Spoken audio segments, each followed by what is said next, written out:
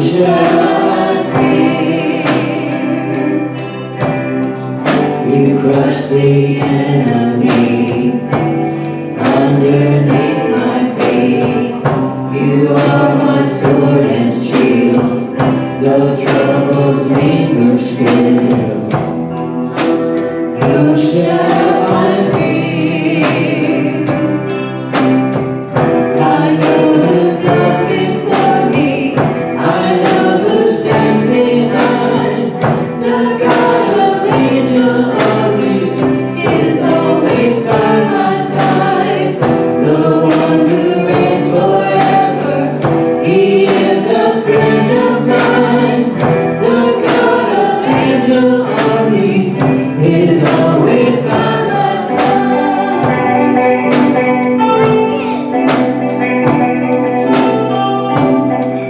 My strength is in your name, for you alone can save. You will deliver me. Yours is the victory. Whom shall I fear? Whom shall I fear? I know who goes before me. I know who stands behind. The God of angel armies is always by my side. The one who reigns forever, he is a friend of mine. The God of angel armies is always by my side. And nothing formed against me shall stand. You hold the whole world in your hand. I'm holding on to your promises. You are faithful. You are faithful. And nothing formed against me shall stand. You hold the whole world in your hand. I'm holding on to your promises. You are faithful. You are faithful. You are faithful.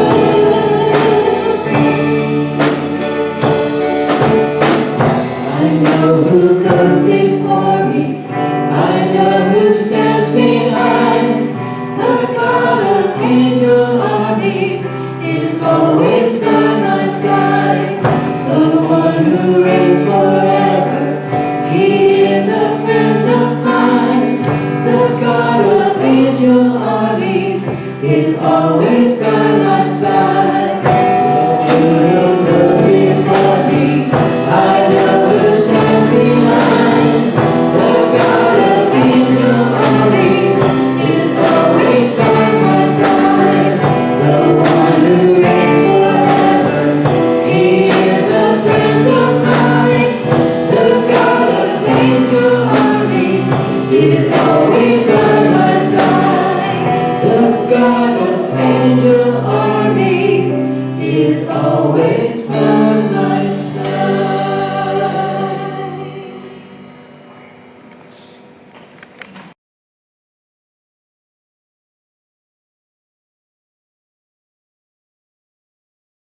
Sometime in the future, don't know if it's going to be the near future or it's going to be in the far future, two beastly leaders will emerge on the world stage.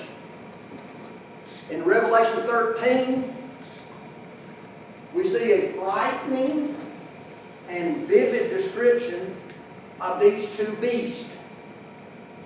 Last week we looked at beast, I call number one. John calls him the beast from the sea. He uses those exact words. We learned that he was healed from a fatal wound. What's a fatal wound? What happens if you get a fatal wound. You die. He was healed from a fatal wound. So that means he was resurrected, as I'm again hesitant to say that, but he comes to life after he was died from a fatal wound. He'll be charming, and everyone will love him. In short, he's a human beast from the seed of humanity who gets his power from the devil. Today we're going to continue with this and actually conclude with it with a tale of two beasts. Beast number two. If beast number one wasn't enough, well, you got two of them. You got two of them, and this number two is going to be just as beastly, maybe even more so, maybe a little bit more scary. But let's read in Revelation 13, verses 11 through 15. Again, this is the words of John as he sees this vision we call Revelation. I saw another beast coming up out of the earth, and he had two horns like a lamb, and he spoke as a dragon. He exercises all the authority of the first beast in his presence, and he makes the earth and those who dwell in it to worship the first beast whose fatal wound was healed. He performs great signs, so that he even makes fire come down out of heaven in the presence of men. Out of heaven to the earth in the presence of men. And he deceives those who dwell on the earth because of the signs which was given to him to perform in the presence of the beast, telling those who dwell on the earth to make an image to the beast who had the wound of the sword and has come to life. And there was given to him to give breath to an image of the beast, that the image of the beast might even speak and cause as many as do not worship the image of the beast to be killed. And this gets a little confusing. If you read through, you got to keep track of the beast number one, the beast number two, the image here, all this. So I'm going to try to come back. I was reading that from the New American Standard Bible that I use. John sees another beast. This one coming up out of the earth. Again, like beast number one, he said come up out of the sea. It's probably not literally. I don't know how it would come up out of the earth. But probably not literally. But that's the language he used. He says this beast looks like a lamb. Revelation talks a lot about the Lamb. He says he looks like a lamb. False Christ, possibly. Maybe. But he speaks like a demon. He looks holy, but he's demonic. He speaks demonically. He has authority like beast number one. He makes all people worship the first beast and his image. See, so we're getting an image. We saw the first beast last week. Now we're seeing an image of the first beast that beast number two is sort of in charge of. Idolatry. What is the one thing that makes God angrier? I'm trying to think more than idolatry. I mean, idolatry is a sin, worshiping idols. The second beast makes fire come down out of heaven for everyone to see. be impressed if who's out there in the parking lot and, we got to get rid of that tree over there that's going to get cut down probably here soon. And all of a sudden fire comes down out of heaven. Boom! Well, that tree's taken care of. Wouldn't you be impressed? We might not even have to pay $750 to have it done. Really? And nobody, nothing else is burned. But you see what I'm saying? That's impressive. Wouldn't you be impressed? Yes.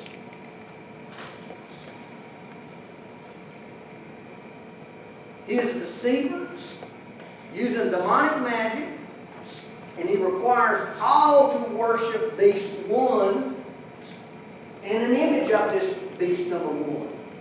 Sort of getting the gist of it right here so far? I don't. All right. See, I go over and over and over this. The second beast is even able to make that image come to life. Did you catch that?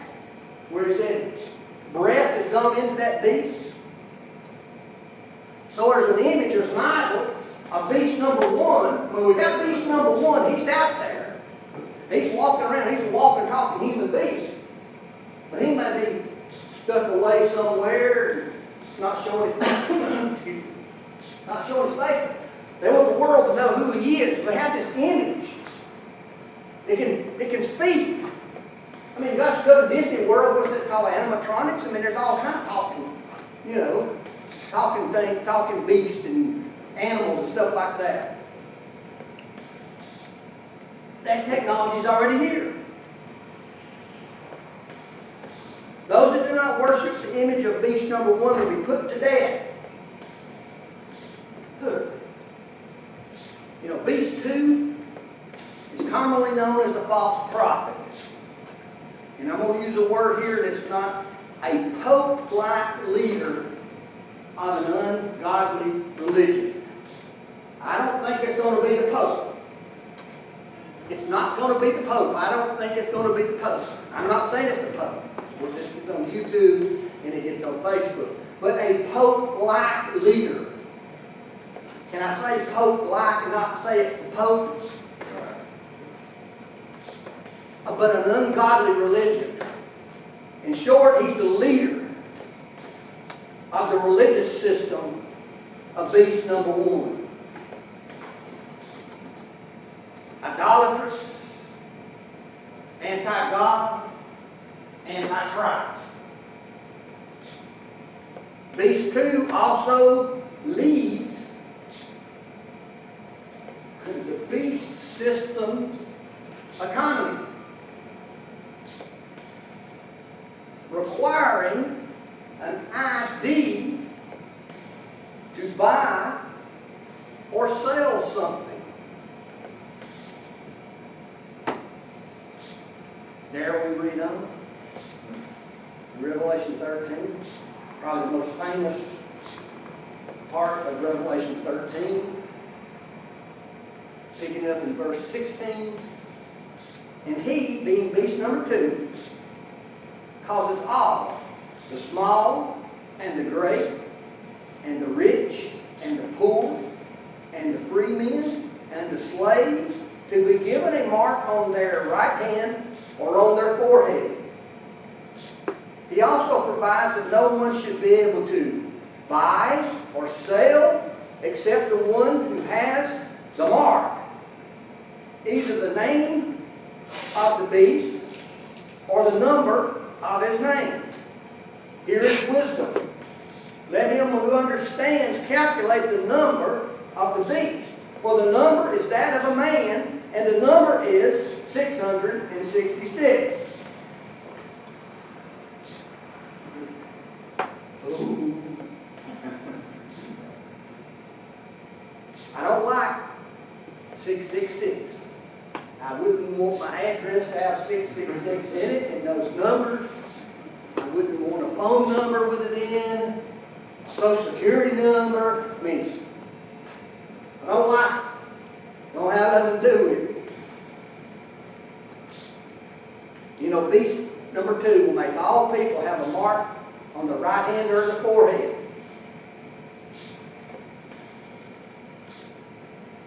Right hand or forehead. What if you don't have an arm or a hand? That's all right. But you have a mark on your forehead, so you'd be able to maybe scan your forehead. You see what I'm going to? You know, the easy one is have it on your instead of take that. Well, we'll talk a little more about that. Let's think about it. You go here to the self-checkout. What's that?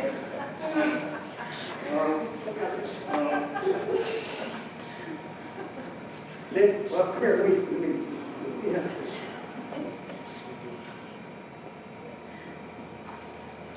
Well, without this mark, a person cannot buy or sell. You cannot participate in the economy. Buy food, fuel, medical care, medicine, housing, etc., etc., etc., etc. Now, I kid you not. I read this yesterday.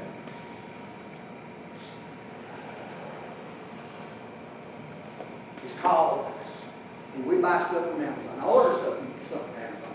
Our Amazon truck in our driveway about, not every day, but 2 or 3 times a week truck.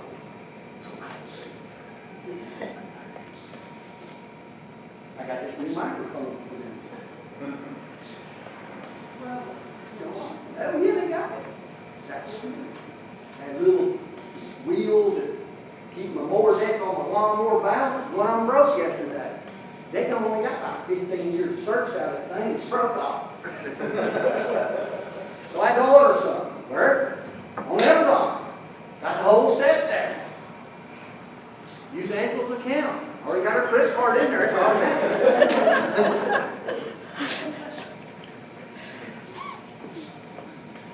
But I read this, and it's called Amazon One.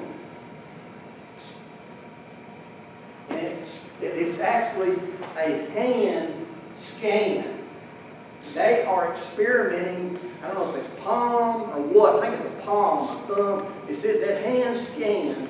They are experimenting with that, and that's raised alarm bells with some liberal politicians. I was surprised that it was one of the more liberal politicians that, you know, this is invading someone's privacy. But do you see what's happening here?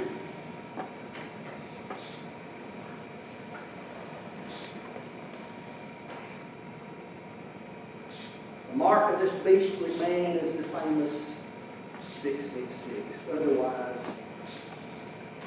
the mark of the beast. But don't forget, all this takes place in the future. I went through this. I believe Revelation primarily involves the future. Some don't believe that way. I'm a futurist involved in interpretive in this. Christians will not be here. I believe and preach and teach the church will not be here. The church will be raptured. The church would have been taken up a few years early and is in heaven waiting for Christ to come back. In short, if you are a believer in Jesus Christ, you have nothing whatsoever to worry about either one of these beasts. Amen? Amen.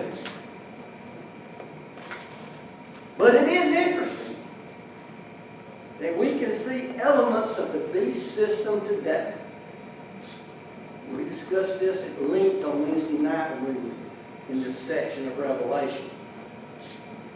You know, if you're a student of prophecy, a Bible student, it allows us to see prophecy being fulfilled before our eyes.